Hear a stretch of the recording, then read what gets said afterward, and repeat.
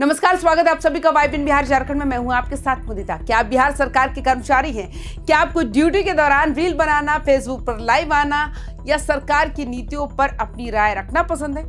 अगर हाँ तो संभल जाइए, क्योंकि मुख्यमंत्री नीतीश कुमार ने राज्य के लाखों सरकारी कर्मचारियों के डिजिटल व्यवहार पर सबसे बड़ा प्रहार किया है। बिहार कैबिनेट एक ऐसी नियमावली को मंजूरी दी है जिसने सरकारी महकमे में हड़कंप मचा दिया। अब ना रील चलेगी, ना कमेंट चलेगा और ना ही वर्दी में कोई वीडियो। जी हां, बिहार सरकार ने सोशल मीडिया के बढ़ते दुरुपयोग को रोकने के लिए डिजिटल लक्ष्मण रेखा खींच दी है। अब सरकारी बाबू हो या वर्दीधारी पुलिसकर्मी, बिना इजाजत के सोशल मीडिया का इस्तेमाल करना उनकी नौकरी पर भारी पड़ सकता है।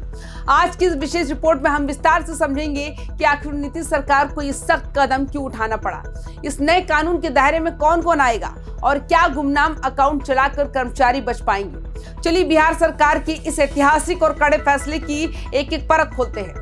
दोस्तों, पिछले कुछ सालों में हमने देखा कि ड्यूटी के दौरान सरकारी कर्मचारियों में सोशल मीडिया इन्फ्लुएंसर बनने की होड़ मची हुई थी। कोई वर्दी में डांस कर रहा था तो कोई ऑफिस के भीतर रील बना रहा था। नीतीश सरकार ने अब इस पूरी तरह से ब्रेक लगा दिया। कैबिनेट की बैठक में पास हुए 32 प्रस्तावों में ये प्रस्ताव सबसे ज्यादा चर्चा में है। सरकार ने साफ कह दिया कि ऑन ड्यूटी कंटेंट बनाना अब पूरी तरह प्रतिबंधित है। खासकर पुलिस और प्रशासन के लोग जो वर्दी पहनकर रील या फोटो पोस्ट करते थे, उन पर अब विभागीय तलवार लटक गई है। सरकार का मानना है कि इससे न केवल विभाग की गंभीरता खत्म होती है, बल्कि सरकार प्रतिष्ठा को भी ठेस पहुंचती है। अब आप ऑन ड्यूटी ना तो लाइव आ सकते हैं, ना ही कोई वीडियो शेयर कर सकते हैं। सवाल उठता है, आखिर अचानक सरकार को इतना सख्त क्यों होना पड़ा? दरअसल पिछले कुछ महीनों में बिहार पुलिस के कई ऐसे वीडियो वायरल हुए जिन्होंने महकमे की किरकिरी कराई। कई महिला पुलिसकर्मी ऑन ड्यूटी फिल्मी गानों पर थिरकती नजर आई तो कई थानों के भीतर रील बनाने का सिलसिला शुरू हो गया।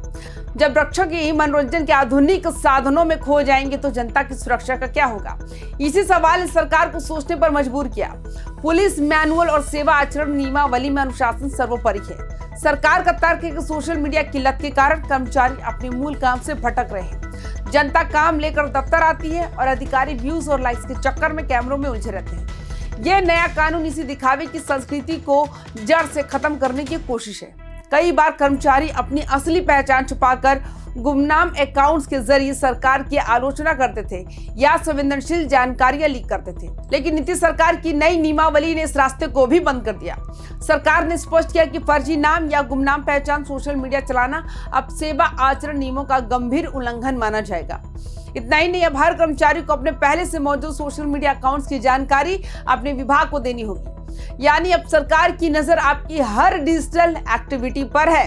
अगर आपने छुप कर भी कोई कमेंट किया तो साइबर सेल और विभाग की जांच आपके करियर पर दाग लगा सकती है। इस नियमावली का सबसे बड़ा हिस्सा वो है जो अभिव्यक्ति की आजादी और सरकारी अनुशासन के बीच की रेखा को परिभाषित करता है। नए नियमों के अनुसार कोई भी सरकारी कर्मचारी सरकार की योजनाओं, नीतियों, प्रशासनिक आदेशों या कोर्ट के फैसलों पर अपनी व्यक्तिगत टिप्पणी नहीं दे सकता। अक्सर देखा जाता है कि किसी नीति के आने पर कर्मचारी फेसबुक या ट्विटर पर अपनी नाराजगी जाहिर करने लगते हैं, जो कि अब मुमकिन नहीं होगा। यही नहीं, सरकार ने फाइलों, गोपनीय दस्तावेजों या कैबिनेट के फैसलों से जुड़ी किसी भी जानकारी को इंटरनेट मीडिया पर शेयर करना अब अपराध की श्रेणी में ही आएगा। सरकार का कहना है कि सोशल मीडिया पर लापरवाह पोस्टिंग से संवेदनशील जानकारी लीक होने का खतरा हमेशा बना रहता है, जिससे प्रशासनिक छवि धूमिल होती है। यहाँ एक बहुत बारीक कानूनी पेच भी है। भारत का संविधान हर नागरिक को अभिव्यक्ति की आजादी देता है, लेकिन जब आप एक सरकारी सेवक बनते हैं तो आप बिहार सेवा आचरण नियमावली से बंध जाते हैं। कई कानूनी विशेषज्ञों का मानना है कि सरकारी कर्मचारी सरकार का हिस्सा होता है, विपक्ष का नहीं।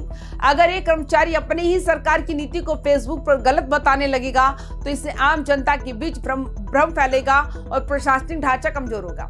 इसी को आधार बनाकर सरकार ने नीतियों पर व्यक्तिगत राय देने को अनुशासनहीनता की श्रेणी में डाला है।